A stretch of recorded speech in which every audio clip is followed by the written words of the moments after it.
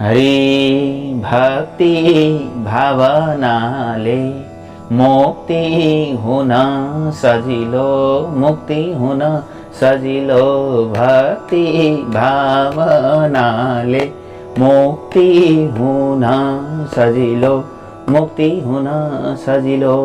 बोलिए निर्जला एकादशी को जय, श्री भक्तवत्सल भगवान को जय। समादरणीय वन्दनीय भक्तजनहरू, आज ज्येष्ठ महिनाको शुक्ल पक्षको निर्जला एकादशी, आजको दिनमा शुद्ध पवित्र भएर निर्जला जलै समेत पनि पान नगरिकन यदि कसैले व्रत बसेर भगवान श्री नारायणलाई तुलसीको पात पाए पात नत भने डाँखलै मन्जरी जे चढाएर पनि पूजा गर्छ। तुलसीको बिरुवा उमार्नका लागि आजको दिनमा तुलसीको बिउ छार्ने यस्तो यो पावन एकादशीको व्रत गर्ने हो भने स्वयं व्यासजीले भीमसेनलाई के भन्नुभएको छ भन्दा वर्षभरिको एकादशीको फल प्राप्ति हुन्छ। तर मनले चाहँदा चाहँदै हरिमा प्रेम हुँदा हुँदै पनि यदि शरीरले सकेन भने केवल चामल मात्रै त्याग गरेर, असन चिजहरूको त्याग गरेर प्रभु भनेर पवित्र भएर यो दिव्य कथा मात्र पनि जीवले श्रवण गर्दछ भने मेरो हरि, मेरो नारायण अनन्य दयाको खानी हुनुहुन्छ, त्यसको जन्म सफल गरिदिनुहुन्छ, त्यसका समस्त पापहरूलाई भगवानले हरिले हरण गरिदिनुहुन्छ। यस्तो दिव्य एकादशीको दिव्य महात्म्यबाटै हामीले सम्पूर्ण कुरा जान्नेछौँ। आउनुहोस् हामी प्रेमपूर्वक भगवान श्री हरिको प्रार्थना गरौँ, त्यसपछि कथामा प्रवेश गर्नेछौँ। हरे विघ्नेश्वराय वरदाय सुरप्रियाय लंबोदराय सकलाय जगद्धिताय नागाननाय श्रुतियज्ञ विभूषिताय गौरीसुताय गणनाथ नमो नमस्ते। ध्येयं सदा परिभवग्नमभीष्टदोहं तीर्थास्पदं शिवविरिञ्चिनुतं शरण्यं भीत्यार्थिहं प्रणतपाल भवाब्धिपोतं वन्दे महापुरुषते चरणारविन्दं शान्ताकारं भुजगशयनं पद्मनाभं सुरेशं विश्वाधारं गगनसदृशं मेघवर्णं शुभांगं लक्ष्मीकान्तं कमलनयनं योगिभिर्ध्यानगम्यं वन्दे विष्णुं भवभयहरं सर्वलोकैकनाथम्।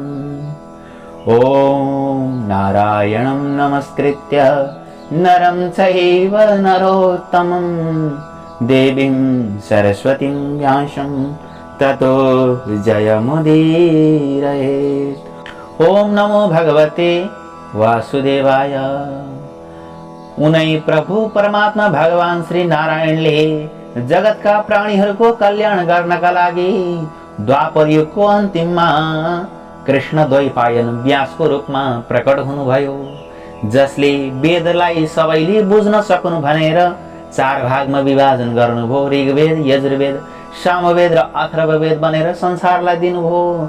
तब पनि प्राणीहरूले बुझ्न नसकेपछि उहाँले इतिहास पुराणको रचना गर्नुभयो।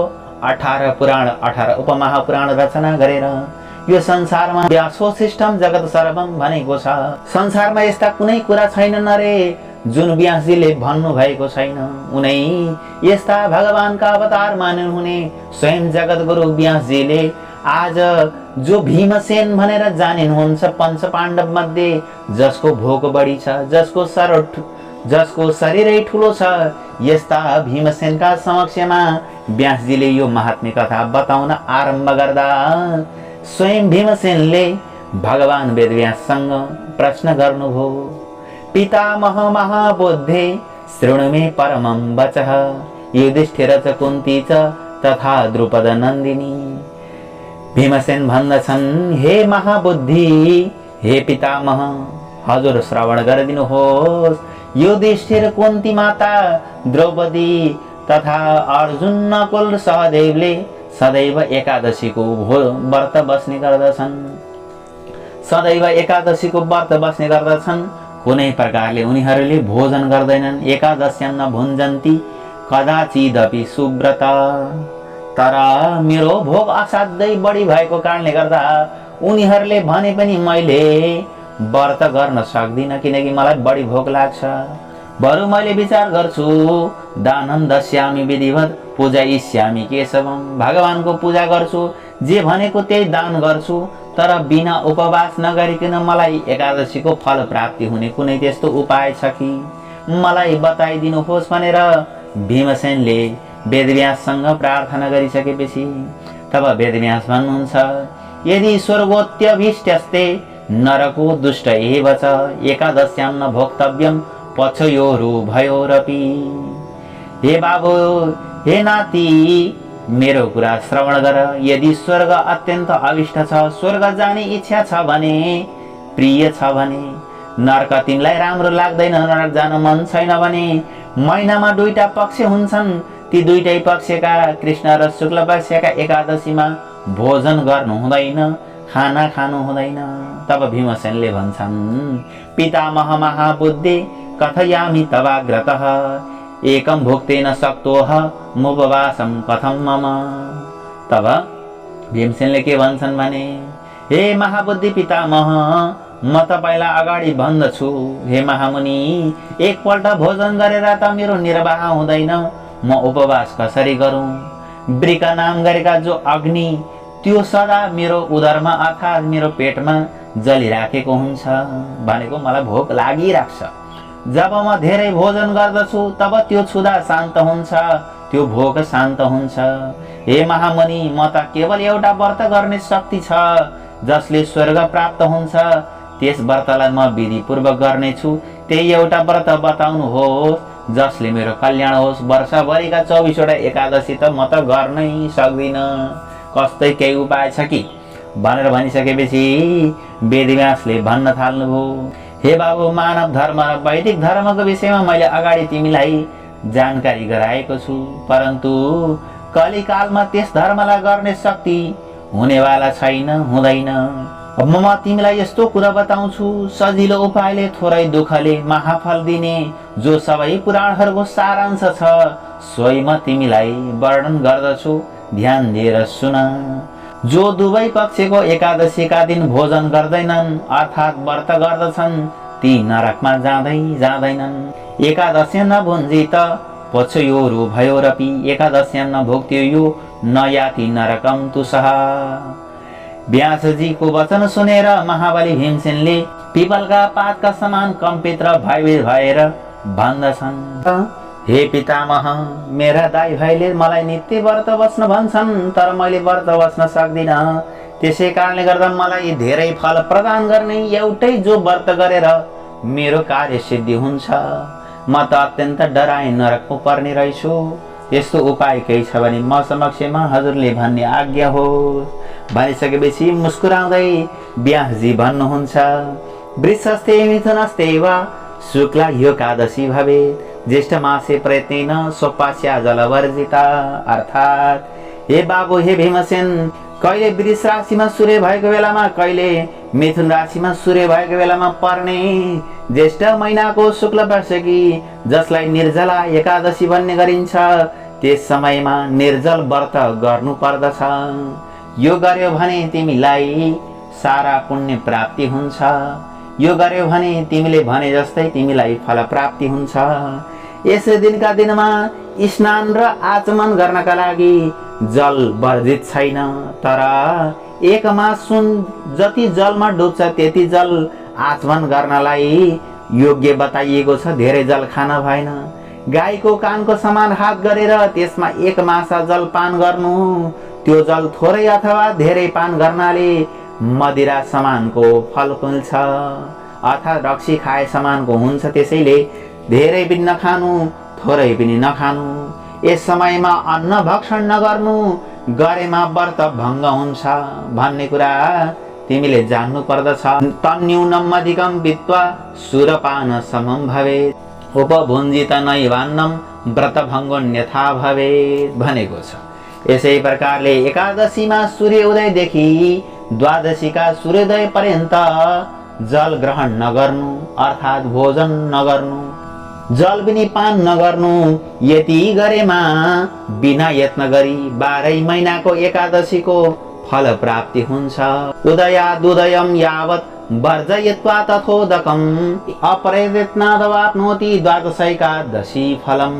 यति गर्यो भने वर्षभरिका एकादशी गरे बराबरको फल प्राप्ति हुन्छ।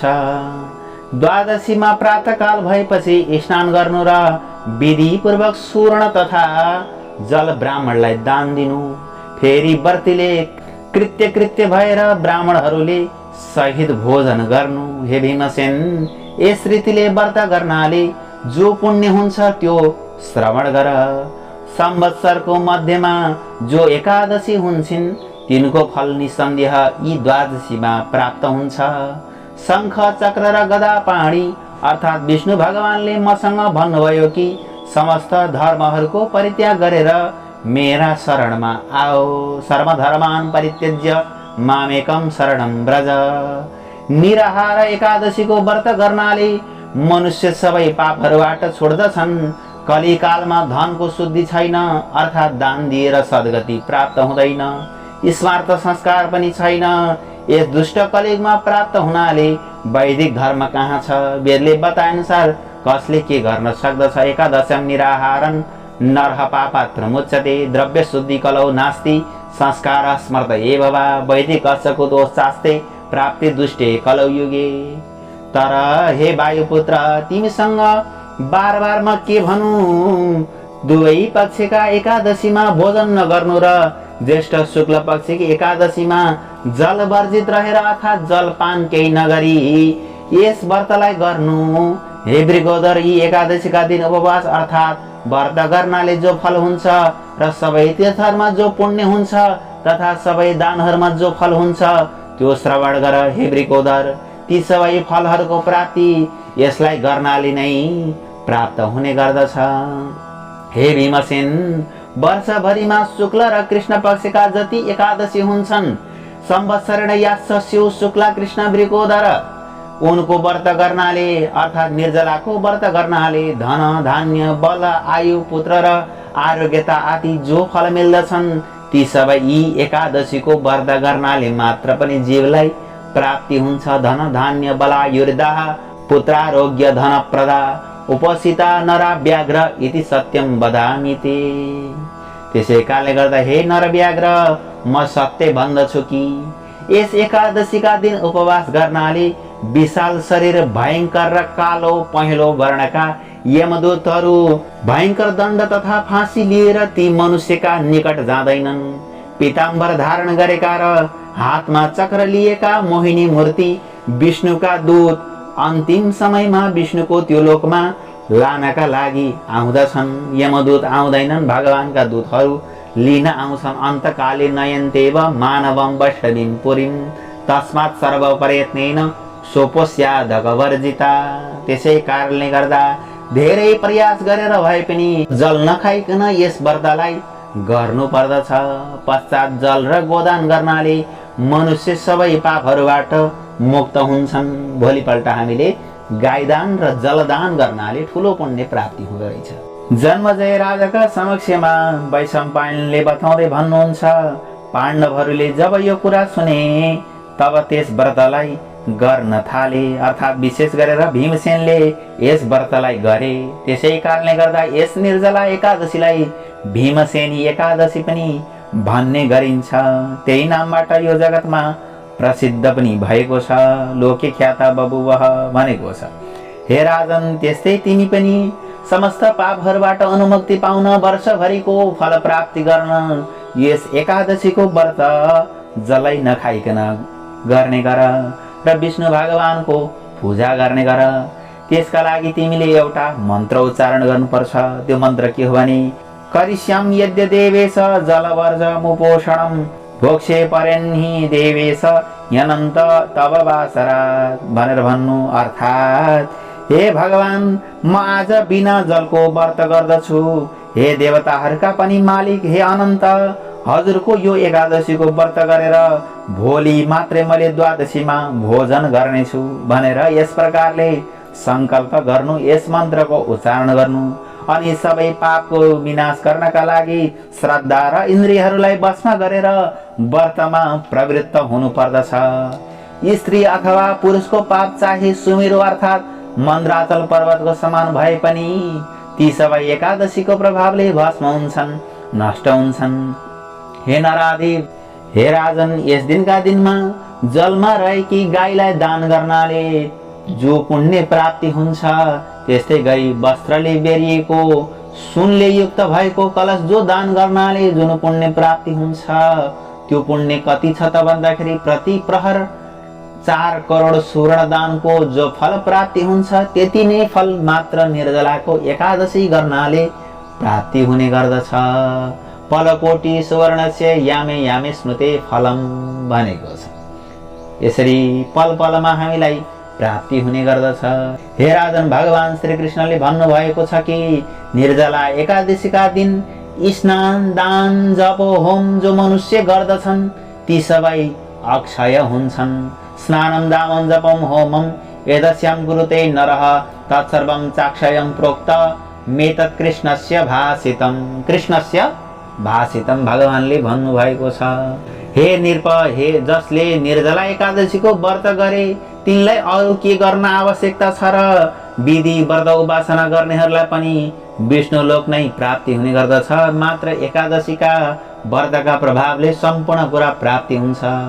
एकादशीमा सुन, अन्न, वस्त्र जो दिइन्छ, हे कुरुवंशीहरूमा श्रेष्ठ, त्यो सबै अक्षय हुन्छ, अर्थात् त्यसको नाश हुँदैन। तसैव च कुरु श्रेष्ठ सर्वं चाप्यक्षयं भवेत्। एकादशीका दिन जो भोजन गर्दछ यस लोकमा त्यो चाण्डाल भएर मरेपछि दुर्गतिलाई प्राप्त हुन्छ। सक्षम भएर पनि व्रत नगर्नेवाला जो ज्येष्ठ महिनाको शुक्ल पक्षकी एकादशीको व्रत गरेर दान दिन्छन् ती मोक्षलाई प्राप्त हुनेछन्।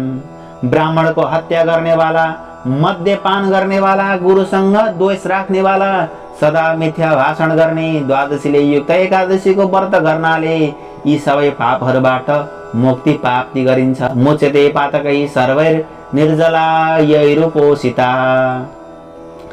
यसै प्रकारले हे कुन्ती पुत्र, हे भीमसेन, निर्जला एकादशीको दिन व्रत गर्ने स्त्री तथा पुरुषहरूले विशेष विधि यस प्रकार गर्नु पर्दछ। जलसाई भगवानको पूजा गर्नु, अर्थात् जलमा सुत्नुभएका विष्णु भगवानको पूजा गर्नु र गाईको दान दिनु अत्यन्त उत्तम मानिएको छ। गाईमा पनि दुध दिने गाई दिनु अत्यन्त उत्तम बताइएको छ। मिष्टान्न दक्षिणा सहित पृथक पृथक विधिले दान दिनु, हे धर्मचारीहरूमा श्रेष्ठ, यस प्रकार यत्नपूर्वक ब्राह्मणहरूलाई सन्तुष्ट गर्नाले, भगवानका भक्तहरूलाई सन्तुष्ट गर्नाले मोक्षलाई प्रदान गर्ने भगवान विष्णु अत्यन्त प्रसन्न हुनुहुन्छ। तोषय्यः प्रयत्नेन द्विज धर्म भृताम्बरः। जसले यस निर्जला एकादशीको व्रत गर्दैन त्यसले आफ्नो हत्या आफै गर्यो, उसले आत्महत्या गर्यो भन्ने बुझ्नु पर्दछ। आत्मद्रोह गर्यो भन्ने बुझ्नु पर्दछ। आत्मद्रोह कृतस्तस्तु यर्नैषा समुपोषिता। यो निसन्देह दुष्ट, दुरात्मा र दुराचारी हो र जसले यिनको व्रत गरेको छ त्यो आफ्नो कुलमा 100 अगाडि र 100 पछाडिका कुटुम्ब समेत आफूलाई वासुदेव भगवानका लोकमा पुर्यायो, अर्थात् 100 कुटुम्ब सहित त्यो मोक्ष पदलाई प्राप्त हुनेछ। हेर्नुस् त, 100 कुल अगाडिका र 100 कुल पछाडिका उद्धार गर्न समर्थ निर्जला एकादशीको महिमा यस्तो रहेको छ। कुलानां च शतं साग्र मनचार रतम सदा भनेको छ। जो मनुष्य शान्तिपूर्वक दानको परायण भएर विष्णुको पूजा गर्दछ, जो मनुष्य एकादशीका रात्रिमा उपवास गरेर जागरण गर्दछ र अन्न, जल, गाई, वस्त्र, सुन्दर शय्या, आसन, कमण्डलु र छाता एकादशीका दिन दान गर्दछ र खरौ अथवा जुत्ता उत्तम सुपात्रलाई दान दिन्छन्, ती सुवर्णको विमानमा चढेर अवश्य स्वर्गमा प्राप्त हुन्छन्। जसले यो पावन कथालाई भन्दछ वा सुन्दछ भने ती दुवै निश्चित रूपमा स्वर्गलाई प्राप्ति गर्नेछन्। यस्य मां शृणुयात् भक्त्या यश्चापि परिकृतयेत् उभौतौ स्वर्गतौ स्याता नात्र कार्या विचारणा भनेको छ। यसमा कुनै विचार गर्नुपर्ने छैन। मनुष्यलाई जो फल सिनिहाली अमावस्या, यसै गरी सूर्य ग्रहण परेको बेलामा श्राद्ध गर्नाले मिल्दछ, त्यही फल त्यसलाई सुन्नाले मात्र पनि प्राप्त हुने गर्दछ। दन्त धावन आदि गरेर विधिपूर्वक बिना अन्न जलको एकादशी व्रत गर्नु, केशव भगवानको प्रसन्नताका लागि आचमनको जललाई छोडेर एकादशीमा अर्को जल ग्रहण नगर्नु। द्वादशीका दिन देवताहरूका पनि देवता त्रिविक्रम भगवानको पूजा गर्नु र जल पुष्प तथा धूप दीपले भगवानलाई प्रसन्न गर्नु। विधिवत पूजा गरेर यस मन्त्रको उच्चारण गर्नु। के भन्नु त भन्दाखेरि देवदेव ऋषिकेश संसारार्वण तारकः उदकुम्भ प्रदानेन नयमां परमां गतिं ततः कुम्भ प्रदातव्य ब्राह्मणेभ्य स्वशक्तिभिः। अर्थात् हे देवताहरूका पनि देवता, हे संसार सागरबाट पार लगाउने तारणहार, हे ऋषिकेश, हे त्रिविक्रम, यस जलले भरिएको घडाको दान गर्नाले मलाई परम गति अर्थात् मोक्ष प्रदान गरिदिनुहोस् भनेर जलको दान गर्नु। हे भीमसेन, त्यसपछि आफ्नो शक्ति अनुसार अन्न, वस्त्र, छाता, फलफुल, घडा ब्राह्मणलाई दान गर्नु। पश्चात ब्राह्मणलाई भोजन गराएर स्वयं पनि नबोलिकन भोजन गर्नु। यसै प्रकारले जो यी पवित्र पापनाशिनी एकादशीको व्रतलाई गर्दछन् ती समस्त पापहरूबाट छुटेर भगवान विष्णुको दिव्य धामलाई प्राप्ति गर्छन् भनेर श्री ब्रह्मवैवर्त पुराणमा स्वयं भगवान वेदव्यास र भीमसेनका बीचमा भएको यो दिव्य निर्जला एकादशीको महात्म्य कथा यहाँ परिपूर्ण भयो। बोलिए निर्जला एकादशीको जय, वेदव्यास भगवानको जय, भीमसेन महाराजको जय, शून्य श्रोताहरूको जय, नशून्य श्रोताहरूको पनि जय, आजको आनन्दको जय। ओम नमो पार्वतीपते हर हर हर महादेव शंभो दुःख हर कष्ट हर हर हर महादेव। ओम श्री हरये नमः। जय जय श्री राधे। सबैलाई शक्ति भक्ति प्रदान गर्नुहोस्। जय श्रीमन्नारायण।